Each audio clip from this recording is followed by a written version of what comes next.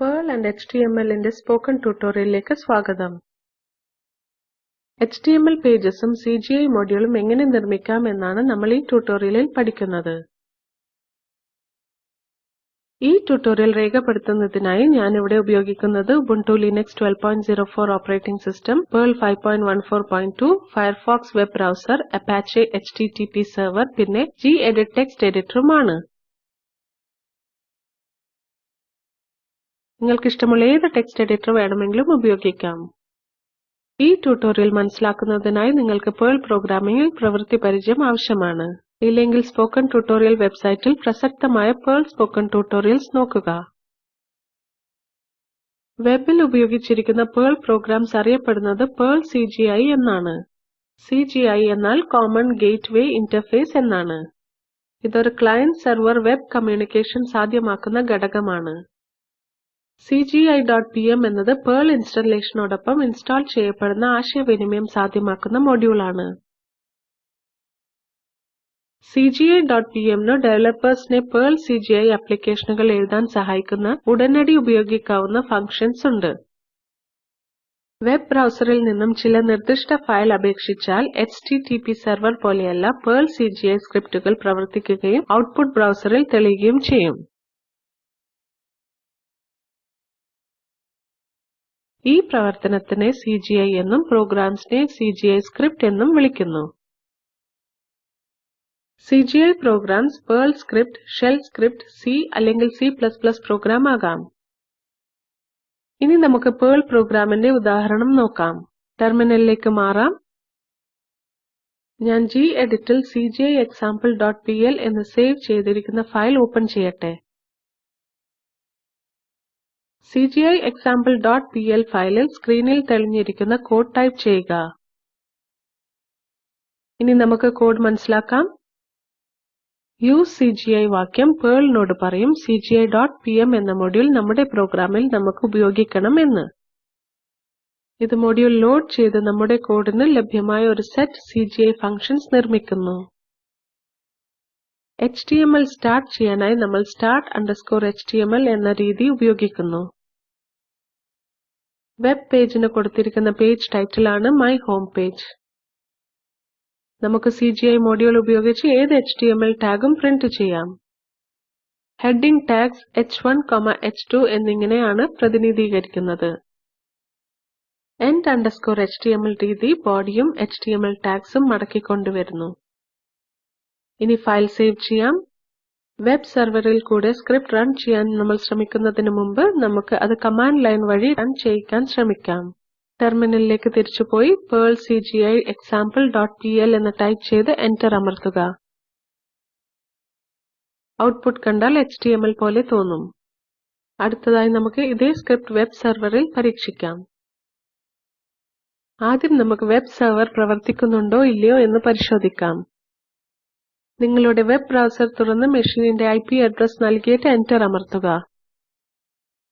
അല്ലെങ്കിൽ നിങ്ങൾക്ക് local host എന്ന് ടൈപ്പ് ചെയ്യാം. എല്ലാം നന്നായി പ്രവർത്തിച്ചാൽ നിങ്ങൾക്ക് ബ്രൗസറിൽ ഇങ്ങനെ ചിലത് കാണാൻ സാധിക്കും.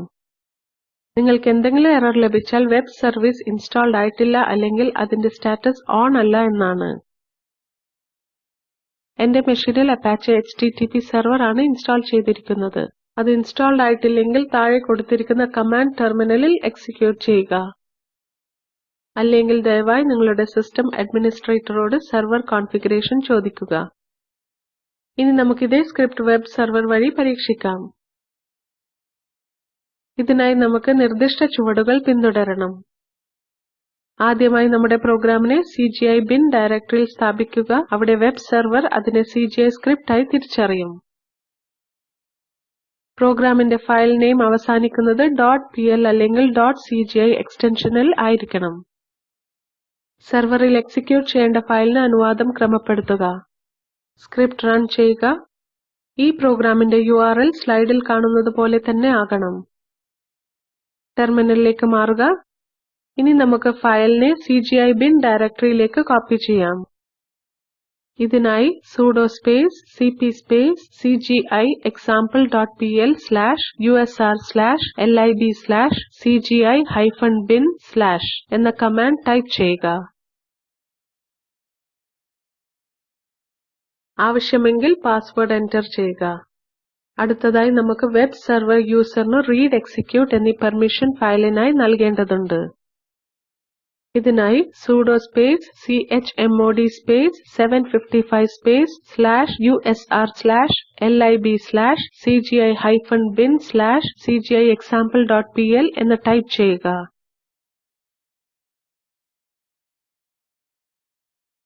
ഇപ്പോൾ നമ്മുടെ CGI-bin ഡയറക്ടറിയിൽ സ്ഥിതി ചെയ്യുന്ന ഫയൽ എക്സിക്യൂട്ട് ചെയ്യാനായി തയ്യാറാണ്. വെബ് ബ്രൗസറിലേക്ക് പോവുക. localhost/cgi-bin/cgiexample.pl എന്ന് ടൈപ്പ് ചെയ്ത് എന്റർ അമർത്തുക. നമുക്ക് വെബ് ബ്രൗസറിൽ എക്സിക്യൂട്ട് ആയിരിക്കുന്ന ഔട്ട്പുട്ട് കാണാൻ സാധിക്കും. ഇനി നമുക്ക് മറ്റൊരു പ്രോഗ്രാം നോക്കാം. ഈ പ്രോഗ്രാം ഫോമിൽ ഫീൽഡ് ചേർക്കുകയും നമ്മുടെ വെബ് പേജിൽ കൊടുത്തിരിക്കുന്ന വാല്യൂ വീണ്ടെടുക്കുകയും ചെയ്യുന്നു. നേരത്തെ നിർമ്മിച്ച CGI-bin ഡയറക്ടറിയിൽ ഞാൻ ഒരു form.cgi ഫയൽ സേവ് ചെയ്തിരുന്നു. ഞാൻ geditൽ ഈ ഫയൽ ഓപ്പൺ ചെയ്യും. ഇനി താഴെ കൊടുത്തിരിക്കുന്ന വരികൾ ചേർക്കുക. ഈ പ്രോഗ്രാം ഒരു ഫീഡ്ബാക്ക് ഫോം ഉണ്ടാക്കുന്നു. ഉപഭോക്താവ് ഫസ്റ്റ് നെയിം, ലാസ്റ്റ് നെയിം, ജെൻഡറും ഫീഡ്ബാക്ക് ഡീറ്റെയിൽസും എൻ്റർ ചെയ്യണം. ഒരു ഫോം തുടങ്ങുന്നതിനായി നമ്മൾ ഉപയോഗിക്കുന്നത് start_form രീതിയാണ്. ഫോം ഫീൽഡ് രീതികൾ സ്റ്റാൻഡേർഡ് HTML ടാഗ് രീതികളുമായി വളരെ സാദൃശ്യമുണ്ട്. ഫോമിൽ ടെക്സ്റ്റ് ബോക്സ് നിർമ്മിക്കുന്നതിനായി ടെക്സ്റ്റ് ഫീൽഡ് രീതി നിരവധി പാരാമീറ്റേഴ്സോടെ ഉപയോഗിക്കുന്നു. ഉപഭോക്താവിൽ നിന്ന് ഇൻപുട്ട് കിട്ടുന്ന ടെക്സ്റ്റ് ബോക്സിന് ഇവിടെ fname, lname എന്നീ പേരുകളാണ്. radio_group, മെയിൽ, ഫീമെയിൽ എന്നീ 2 ഓപ്ഷനുള്ള റേഡിയോ ബട്ടൺ വ്യക്തമാക്കുന്നു. -values എന്ന പാരാമീറ്റർ ആണ് ഇതിനെ സൂചിപ്പിക്കുന്നത്. -default പാരാമീറ്റർ സൂചിപ്പിക്കുന്നത് റേഡിയോ ബട്ടന്റെ ഡിഫോൾട്ട് സെലക്ഷൻ ആണ്. pop-up_menu ലിസ്റ്റ് ബോക്സ് ഓപ്ഷൻ വ്യക്തമാക്കുന്നു. URL പ്രൊവൈഡറിന് എൻ്റർ ചെയ്തിരിക്കുന്ന ഡാറ്റ സമർപ്പിക്കാൻ സബ്മിറ്റ് ബട്ടൺ ഉപയോഗിക്കുന്നു. ഫോം ക്ലിയർ ചെയ്യുന്നതിനായി ക്ലിയർ ബട്ടൺ ഉപയോഗിക്കുന്നു. ഡിസ്പ്ലേ ഫോം ഫംഗ്ഷൻ നമ്മൾ ഫോമിൽ എൻ്റർ ചെയ്തിരിക്കുന്ന വാല്യൂസ് വീണ്ടെടുക്കുന്നു. PARAM ഫംഗ്ഷൻ ഫോം ഫീൽഡിൽ കൊടുത്തിരിക്കുന്ന വാല്യൂ നൽകുന്നു. ഇവിടെ fname എന്നത് ഫസ്റ്റ് നെയിം ടെക്സ്റ്റ് ബോക്സിന് നൽകിയിരിക്കുന്ന പേരാണ്. വേരിയബിൾ $name1ൽ മൂല്യങ്ങൾ വീണ്ടെടുത്ത് ശേഖരിക്കുന്നു. നമുക്കിനി പ്രോഗ്രാം എക്സിക്യൂട്ട് ചെയ്യാം. വെബ് ബ്രൗസറിലേക്ക് പോകാം. localhost/cgi-bin/form.cgi എന്ന് ടൈപ്പ് ചെയ്തിട്ട് എന്റർ അമർത്തുക.